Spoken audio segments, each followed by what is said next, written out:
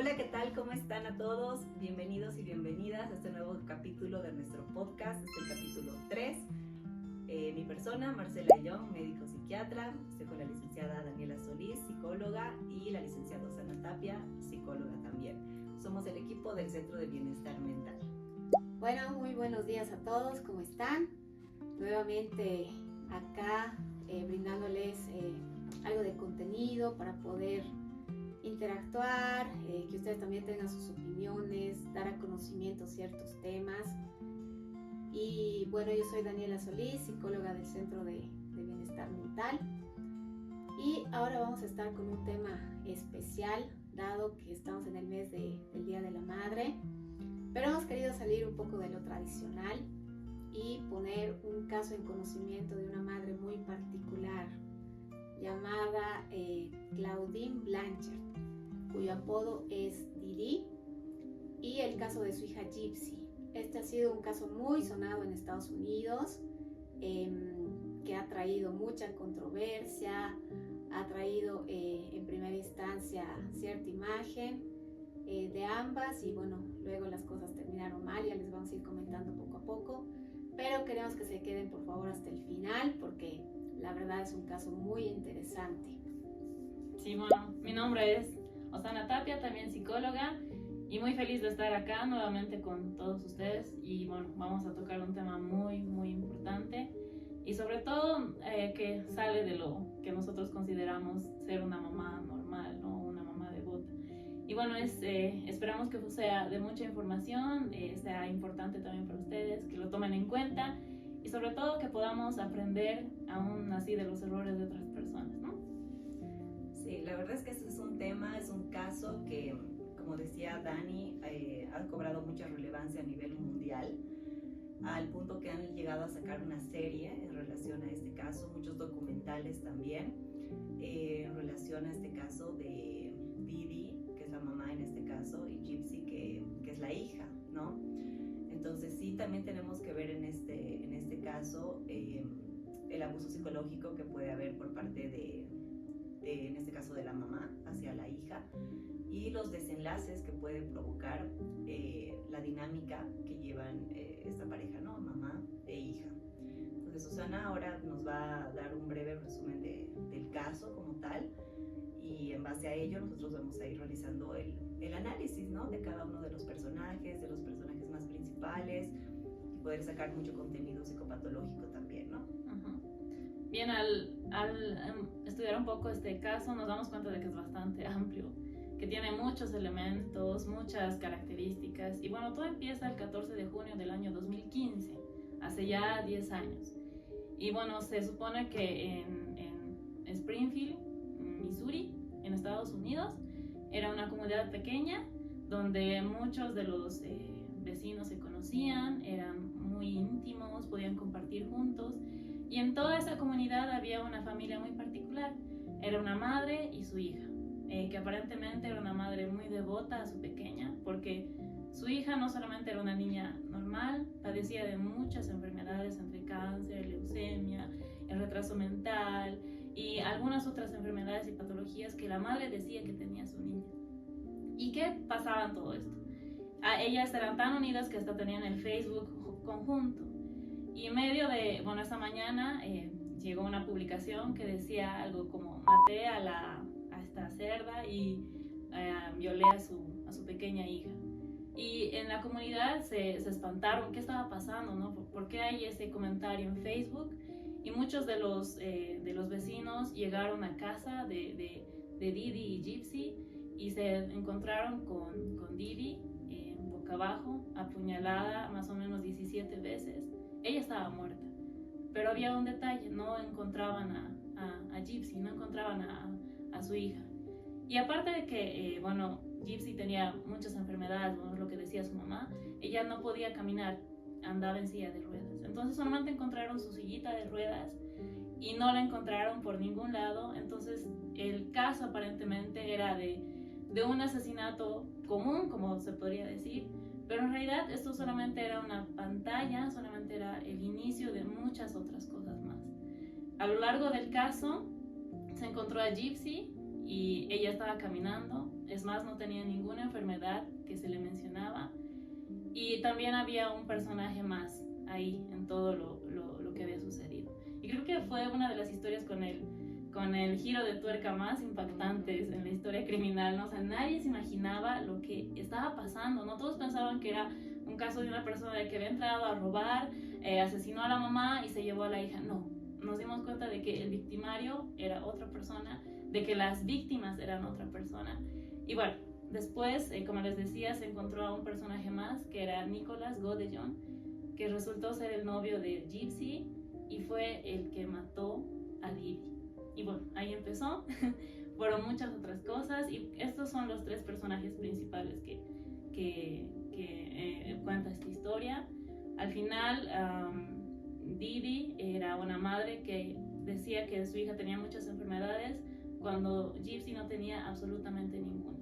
Había una situación en la que el poder se ejercía de la madre a su hija, aparentaba que tenía muchas enfermedades, con esto sacaban beneficios y sobre todo había un abuso por parte de ella, su hija. Y bueno, este es el caso principal. Y bueno, para hacerlo aún más específico y profundizar en el tema, vamos a analizar cada personaje, ¿no? Por ejemplo, está la mamá, ¿no? Que creo que es una de las protagonistas principales de esta historia, que para que lo puedan entender mejor, cuando ya falleció, un psicólogo la diagnosticó por el síndrome de Munchausen. Este síndrome está relacionado con que ciertas personas pueden fingir o provocar una enfermedad, generalmente para recibir atención. Pero en el caso de Didi, tenía el síndrome de Munchausen por poder. Entonces, en este caso, provocaba o fingía ciertas enfermedades en su hija, ¿no? Entonces, era una persona que le administraba medicación por medio de una sonda gástrica que su hija Gypsy tenía conectada por medio del ombligo. Entonces inducía ciertos síntomas que evidenciaban ciertas patologías. Es por eso que los médicos vivieron engañados por mucho tiempo, ¿no? Entonces, dentro de la biografía de esta persona se habla de que desde adolescente tenía cierta conducta antisocial, ¿no? Tendía a, digamos, falsificar ciertos cheques para obtener dinero, sacaba tarjetas de crédito a nombre de su padre, de su abuelo, endeudando a los mismos, ¿no? Su papá habla en una entrevista y dice, tuve que pagar $5,000, ¿no? Por los gastos que hizo ella. Y una característica con la cual la describe, decía que ella siempre conseguía lo que quería. Ese era su objetivo. Y que si no lo conseguía, a raíz de algo, tenía que desquitarse y tenía que vengarse, ¿no? Entonces era una persona que tal vez estaba acostumbrada a la satisfacción inmediata o tenía baja tolerancia a la frustración, y cuando no obtenía lo que quería o lo que esperaba, tendía a reaccionar de manera agresiva o antisocial, ¿no? Entonces, creo que, como dicen, ¿no?, muchas personas, una mamá siempre busca el bienestar de sus hijos y busca protegerlos. Entonces, esto sale del usual porque ahí surge la pregunta, ¿quién podría hacerle daño a su hija?, ¿no? O sea, en la cabeza de qué mamá está esa idea, ¿no?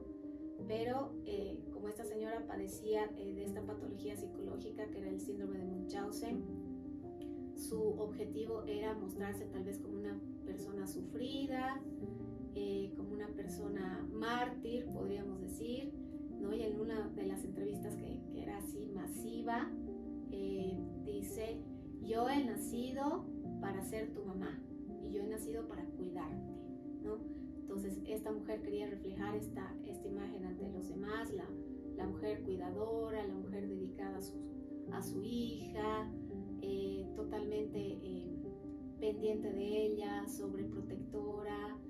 Y a raíz de generar esta imagen, obviamente ha generado cierto control sobre los demás, y obviamente ese control ha llevado a la manipulación, porque esta señora ha sido tan hábil como para manipular a los médicos y, no, para empezar primero a su hija, ¿no?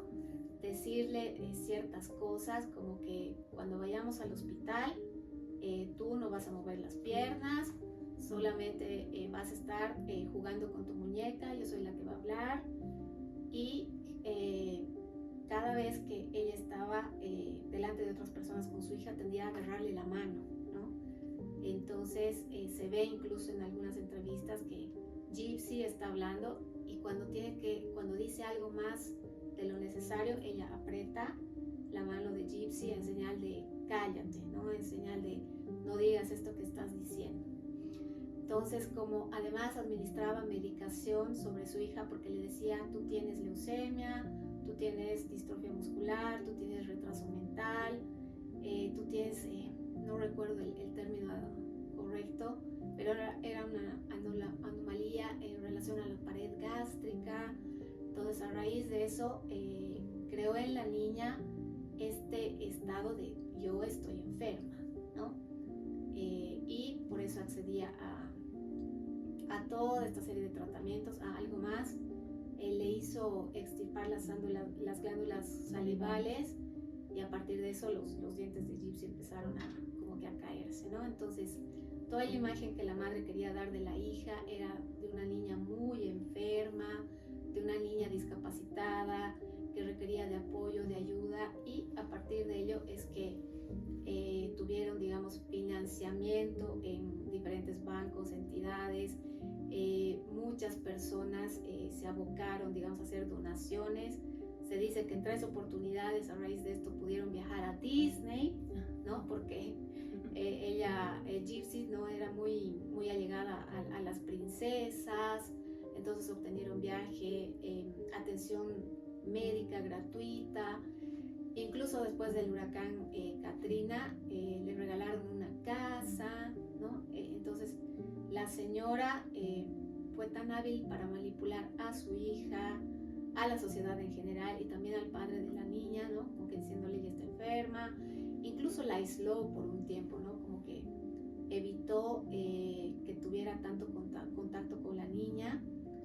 Se fue como que a un lugar a vivir en un estado que estaba muy lejos de donde estaba el papá, o a él mismo, ¿no? Le decía, cuando la felicitas por su cumpleaños, no le digas que está cumpliendo 18, ¿no? Y el papá le parecía muy extraño esto, ¿no? Entonces, podríamos decir que esta mamá tenía desde mucho antes una personalidad antisocial, y escuchando análisis, ¿no? La describían como una persona malvada, ¿no? Así como de las villanas de Disney, ¿no? Que tienen 3 características principales.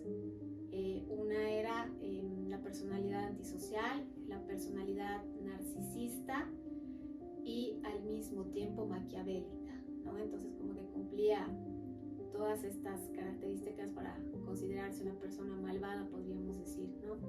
Y obviamente esto de querer llamar la atención por el síndrome de Munchausen era como que generar sufrimiento para obtener una gratificación emocional, porque ella creía que tal vez no iba a recibir esa atención de otro modo. Y es una característica bien marcada, ¿no? En Didi, que es la mamá, el hecho de haber logrado manipular a todo un país, en realidad. Exacto.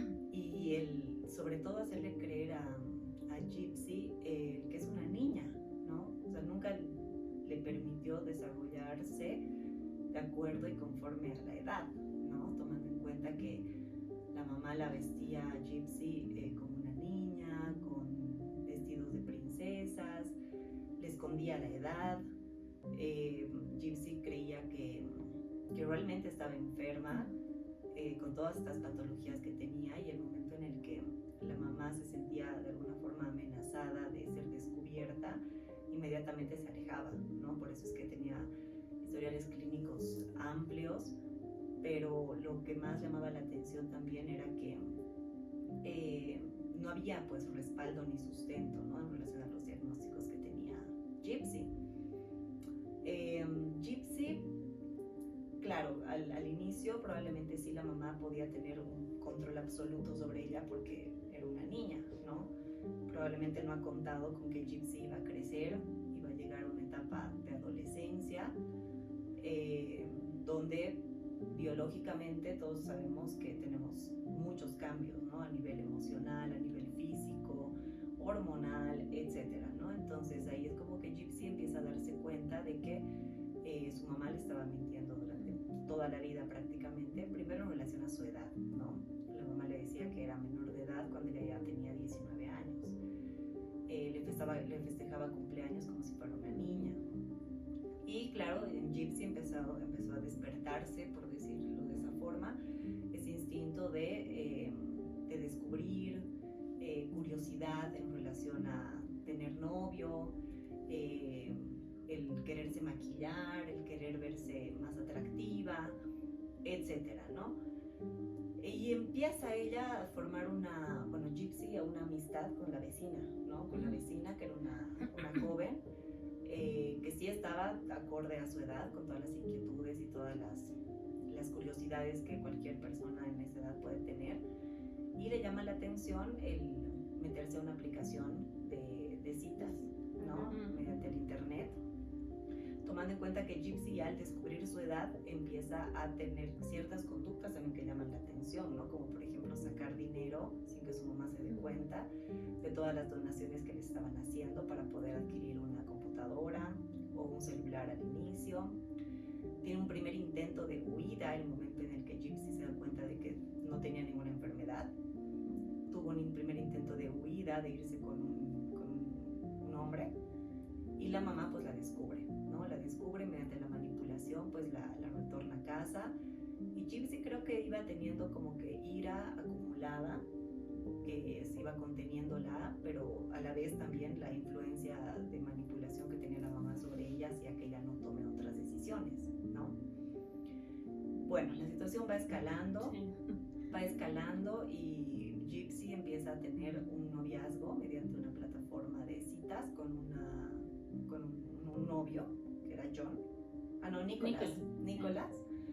Y empiezan a hablar más íntimamente, empiezan a contarse ciertos secretos entre ellos.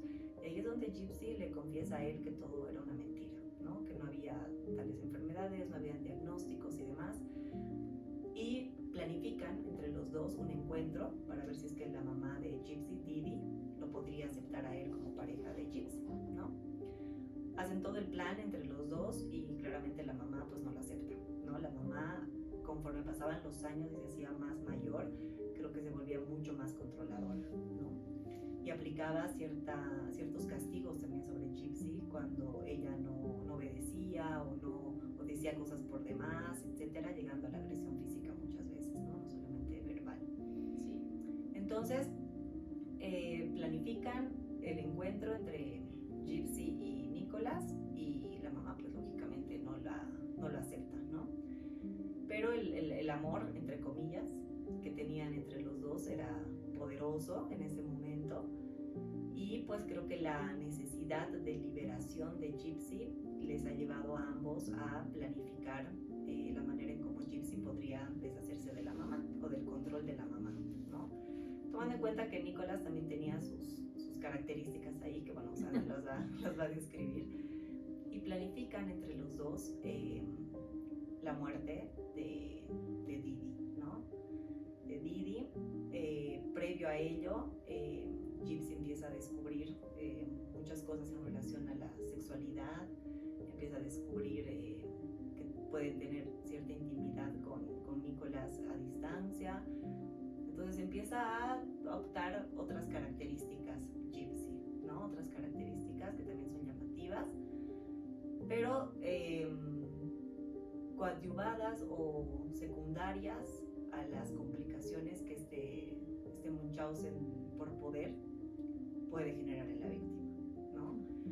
Entonces, así como Gypsy empieza a planificar todo conjuntamente con Nicolás para poder deshacerse de la mamá y que ellos puedan vivir su amor libremente, ¿no? Entre comillas, nuevamente lo voy a volver a poner, tomando en cuenta de que sí, se termina provocando un crimen fue la única manera en la que ellos optaron por deshacerse de la mamá, ¿no? Y Nicolás, un personaje también súper interesante que desempeña un rol importante dentro de la historia, que hace que también Gypsy se ve influenciada también por las características que él tenía, ¿no? Entonces tomamos en cuenta que Gypsy era una niña muy vulnerable, fácilmente manipulable, sin embargo también con pensamientos oscuros dentro, ¿no? Sí. Y bueno, Nicolás creo que también es un personaje importante, ¿no? Sí. Esta historia parece como que todos los elementos más caóticos, o sea, se hubieran incluido acá. Todo lo malo que tendría que pasar sucedió, ¿no? Desde la manipulación, desde que dos personas tal vez heridas emocionalmente, con historias complicadas, se junten y bueno, cometan un crimen, porque al final el crimen no solamente fue cometido por Nicolás, sino también estaba ahí la parte intelectual que era Gypsy, ¿no? Que ella desea, con el deseo de ser libre, de tener una vida normal, de crecer de manera normal, y mucho así el tema de que haya podido encontrar y tener una amiga, su vecina, Gypsy, y decir cómo es que ella puede vestirse con la ropa que quiera, cómo puede comer lo que ella quiera, puede tener un novio y después dejarlo y estar con otra persona. Entonces todas esas cosas que para nosotros es normal, ¿no? O sea, salir a la calle, caminar, comprar algunas cosas, comer lo que quisiera, para Gypsy era muy difícil no tener ese tipo de vida que quisiera tener bajo la normalidad, y más aún sabiendo que ella podía hacerlo todo, ¿no? Porque una cosa es decir, bueno, yo me enfermé, estoy enferma y por eso no puedo tener una vida normal, a decir, yo no tengo nada, no estoy absolutamente enferma y aún así tengo que tener o que pasar por este tipo de cosas. Bueno, hay una parte importante en la que la mejor parte del día para Gypsy era la noche, porque se escabullía, tomaba la computadora, podía comer lo que quería, y en medio de eso, ¿no? de lo que veía en internet, YouTube y demás, encontró la página de citas y ahí conoció a Nicolás Godejohn, que bueno, era un muchacho muy particular, ya ha sido diagnosticado con autismo, y empezaron primero una amistad, después una relación de pareja, claro, muy distinta a otros, ¿no? Porque en primer lugar era una relación a larga distancia. Bueno, bajo todas las normativas, ¿no? Una relación a larga distancia es complicado para todos. Y más aún para ellos, que no solamente era con todo lo que estaba pasando Gypsy, sino que era el autismo también de Nicolás. Y la relación empezó a volverse muy obsesiva, muy sexual. Hay muchas relatos que tenía Gypsy, decía, yo usaba disfraces de princesas y teníamos roleplay y teníamos relaciones por medio a la distancia, hablaban de sexo, y era normal para una persona de 23 años, ¿no? Que cuando sucedió todo esto, su madre decía, tú tienes 16, tienes 17, pero en realidad Gypsy ya tenía 23 años, ya era una joven, no es que era una niña, porque se supone que cuando uno es pequeño trata de cubrir este tipo de temas, no les hablamos de sexo todavía, o se les habla de una forma muy acorde a su edad, no se habla explícitamente, pero en cambio Gypsy era, no, o sea, esto no existe para ti, no hay nada de sexualidad para ti, cuando ya era una joven de 23 años. Y también así para Nicolás, ¿no? Que era una crianza totalmente diferente, un poco disfuncional. Él vivía solamente con su mamá, tuvo un divorcio, luego vivía con un padre abusivo o un padrastro abusivo. También tuvo una infancia complicada, y como decía, ¿no? A veces este caso me hace referencia de que todo lo malo que tendría que pasar, pasó. Todo lo difícil que tendría que haber vivido una persona, la tenía ahí. Esos elementos complicados, esa infancia difícil.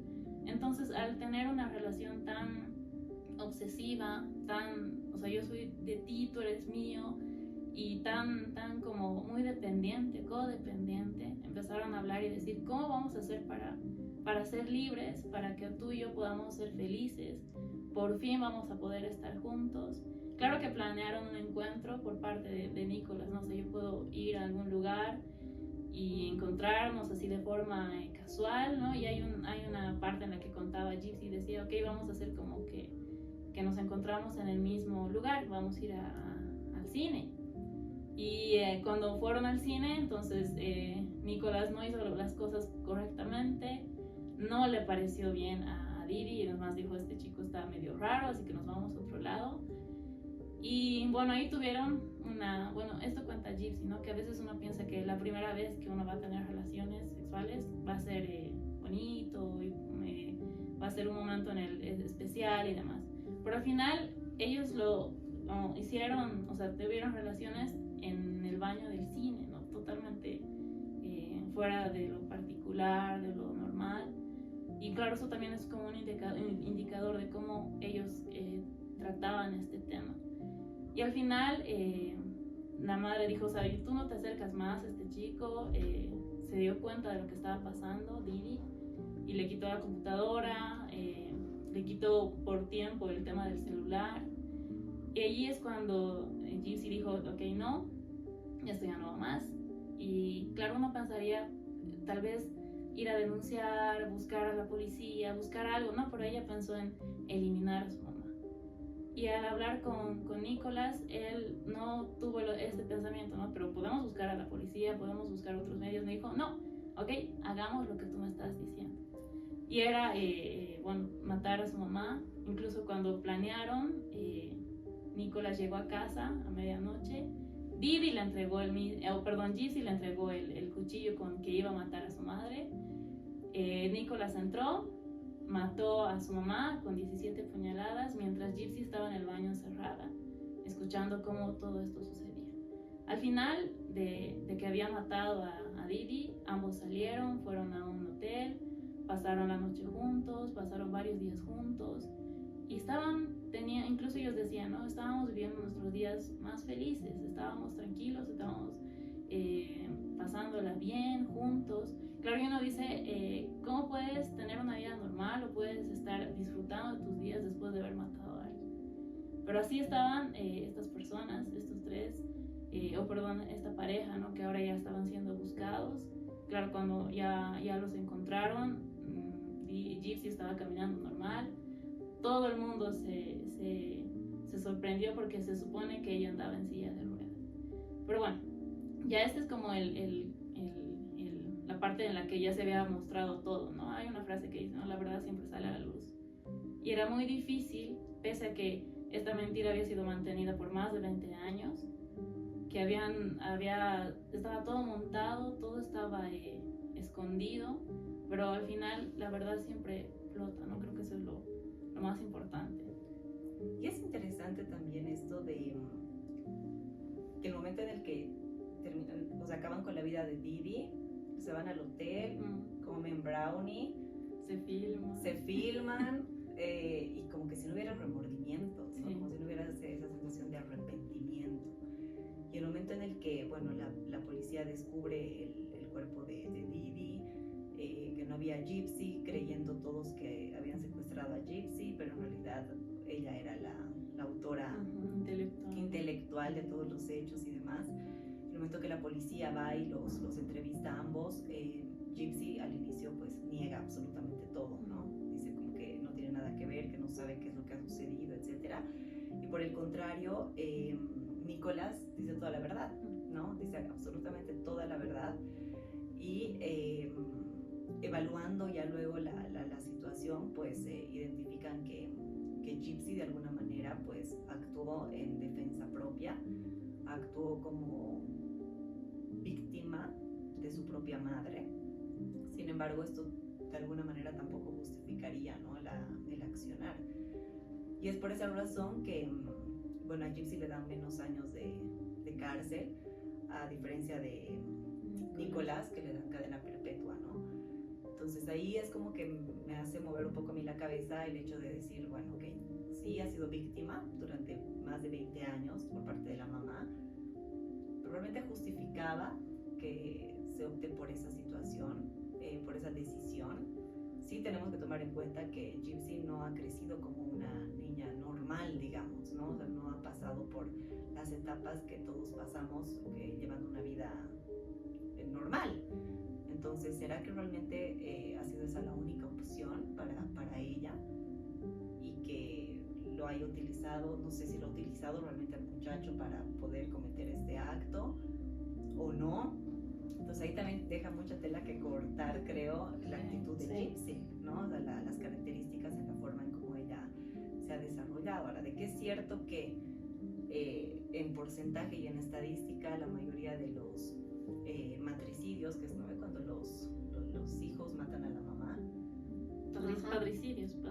Ajá, entonces es como que el mayor porcentaje de razones por las cuales los hijos asesinan a los padres es porque o ha habido violencia dentro del vínculo, este síndrome de Munchausen, y también el hecho de que a raíz de esta violencia dentro del vínculo madre-hija, en este caso, se ha desarrollado una personalidad psicopática en Gypsy, ¿no?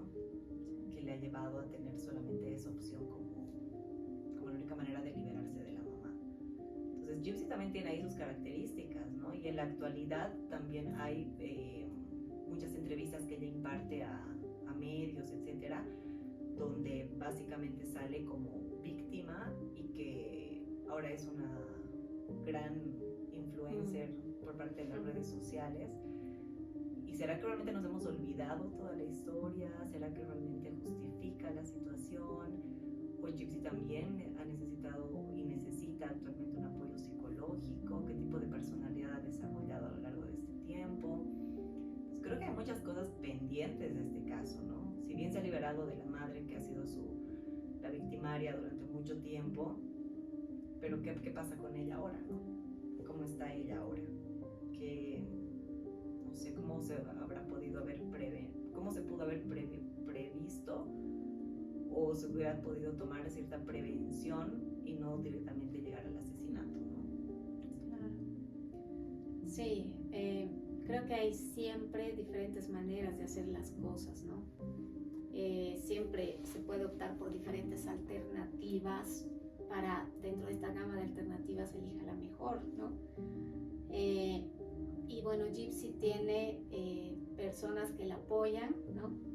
Algunos comentarios como que sí, ¿no? Creo que era lo correcto, deshacerse de su mamá, ¿no? Así con palabras despectivas, hostiles, o le ha robado más de 20 años de su vida, no le ha permitido tener una infancia, una adolescencia de manera normal, ¿no? Ella quería vivir, es como que justifican ese acto.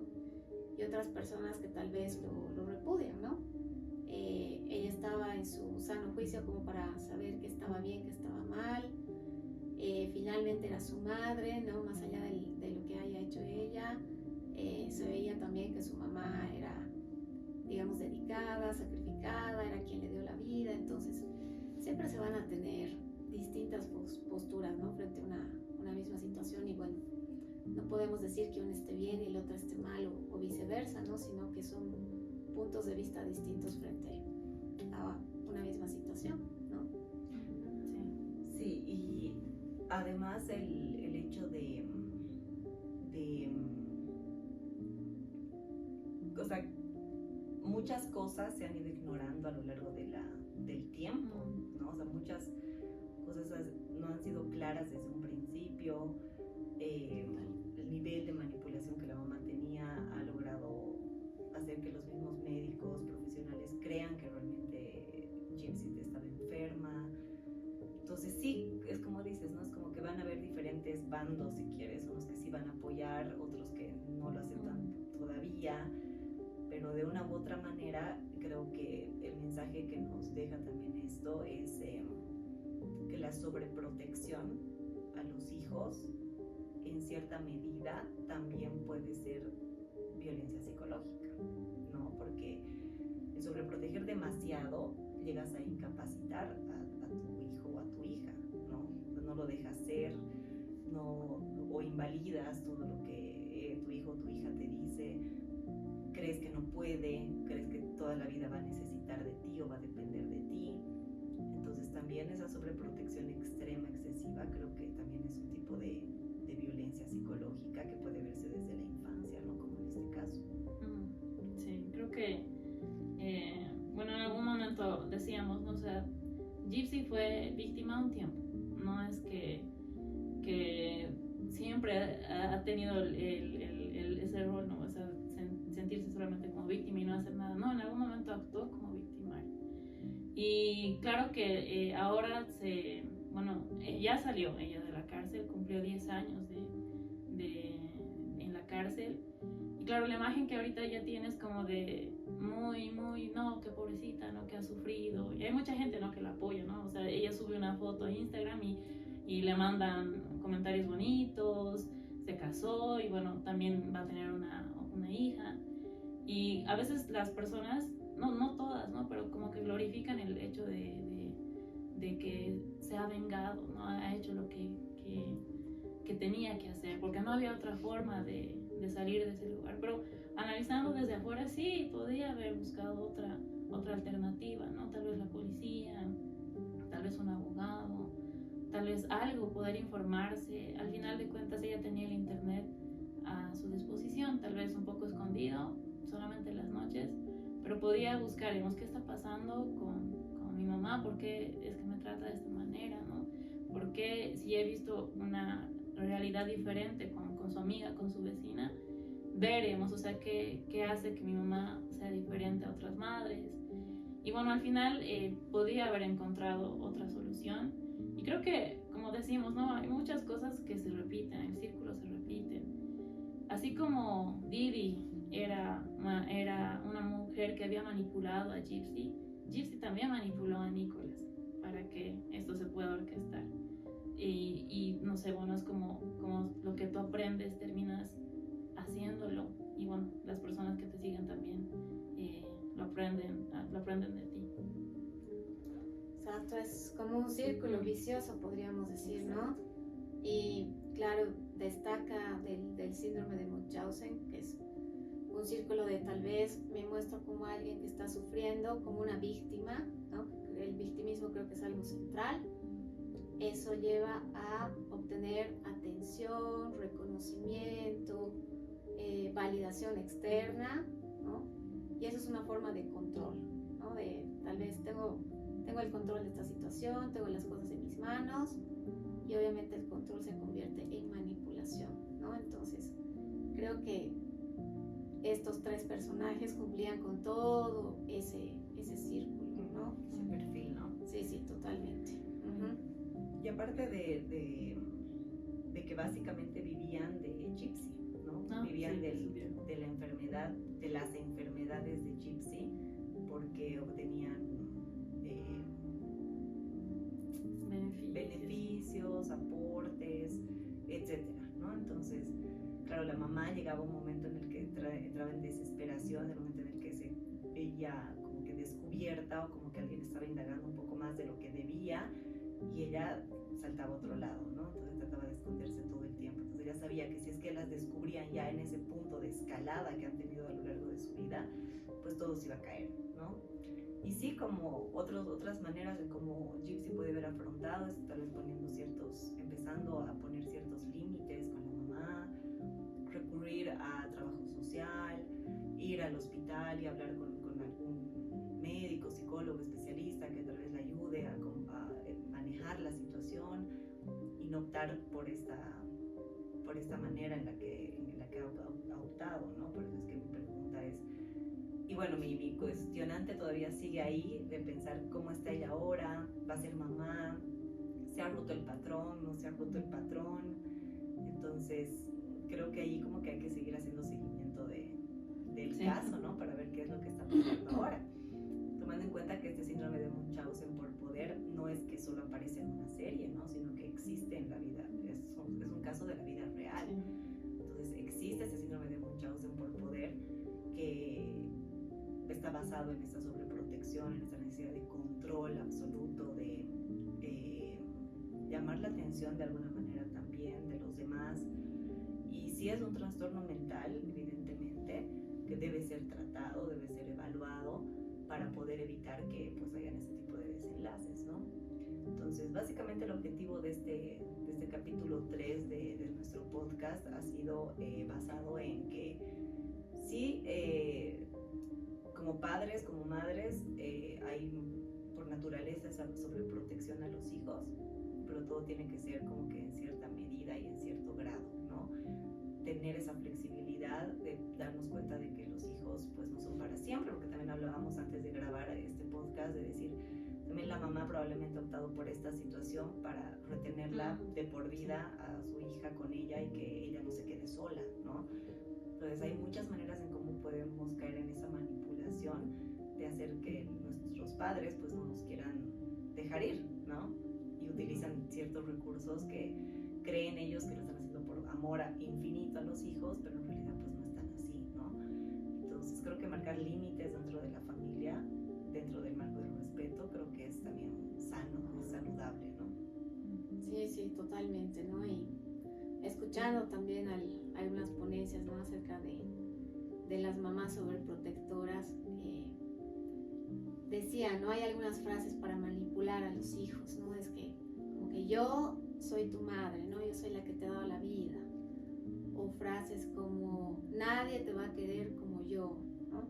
O yo quiero lo mejor para ti, por eso es que hago tales cosas, ¿no?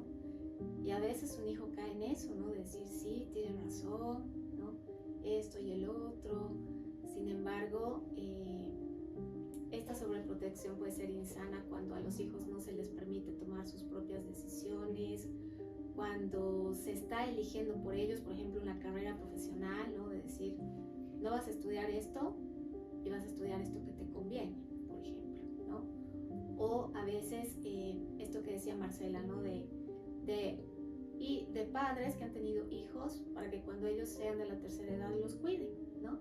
Ese es el hijo bastón o el hijo ancla, ¿no? De tú estás acá para cuidarme y es tu responsabilidad como yo te he cuidado cuando eras pequeño, ¿no? Entonces son mamás que tal vez quieren acoger bajo sus alas a sus hijos toda la vida, sin entender también que esos hijos tienen su propia vida, su propia capacidad de tomar decisiones, de pensar, su personalidad, sus actitudes. Entonces creo que tiene que haber un punto de equilibrio entre decir, ok, yo como mamá le doy el consejo que considero que es adecuado para él o para ella, según mi experiencia, pero al mismo tiempo le dejo decidir, ¿no? Y ser ella misma, porque esta sobreprotección muchas veces anula al hijo y ese hijo está como que cohibido, sin poder realmente expresar lo que piensa y lo que siente. Sí, creo que es muy importante. Bueno, este caso nos enseña muchas cosas, pero creo que sobre todo es esto, ¿no? Que tal vez por, no sé, por egoísmo, ¿no? Que nos cuiden, que se queden, que tú eres mío, ¿no? Y vas a estar conmigo todo el tiempo, toda tu vida, ¿no? Porque yo te daba la vida. Pero al final, como decíamos, o sea, los papás y los hijos somos prestados, nuestros papás son prestados, los hijos somos prestados. Si al final tenemos nuestro origen, sabemos de dónde venimos, de nuestros padres, pero tenemos nuestra vida totalmente distinta y totalmente separada de nuestros papás, ¿no? Nuestra propia vida emocional, nuestro propio pensamiento es separado de nuestros papás. Al final nosotros cumplimos nuestro rol acá en la tierra con nuestros propios errores, con nuestros propios pensamientos, ¿no? Y sobre todo creo que, como les decía, en este caso sí nos enseña muchas cosas, pero ahí creo que ha sido como el origen de, ¿no? El querer poseer a las personas, el querer que estén con nosotros todo el tiempo, el hacer de una joven, bueno, como Didi, ¿no? De decir que siempre era una niña, tratarla como una niña. Y claro, sabemos que cuando uno es niño necesita de los papás todo el tiempo, hay dependencia.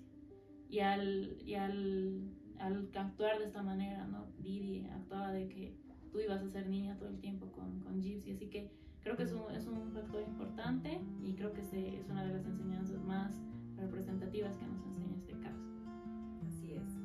Y bueno, este ha sido el capítulo 3 de nuestro podcast. Si es que tienen algún comentario, si es que tal vez quieren que analicemos otro caso, déjenos en sus comentarios, en sus sugerencias. Nosotras vamos a ir revisando qué temas son también de su interés. Y nada, les agradecemos muchísimo por seguirnos en nuestras redes, tanto en Facebook, en Instagram, en TikTok, nuestro canal de YouTube también. Suscríbanse para poder tener acceso a nuestro podcast. Y bueno, cada jueves vamos a estar subiendo capítulos nuevos en relación a temas que consideramos importantes a nivel social, ¿verdad? Muchísimas gracias. Gracias, hasta una siguiente oportunidad. Hasta luego.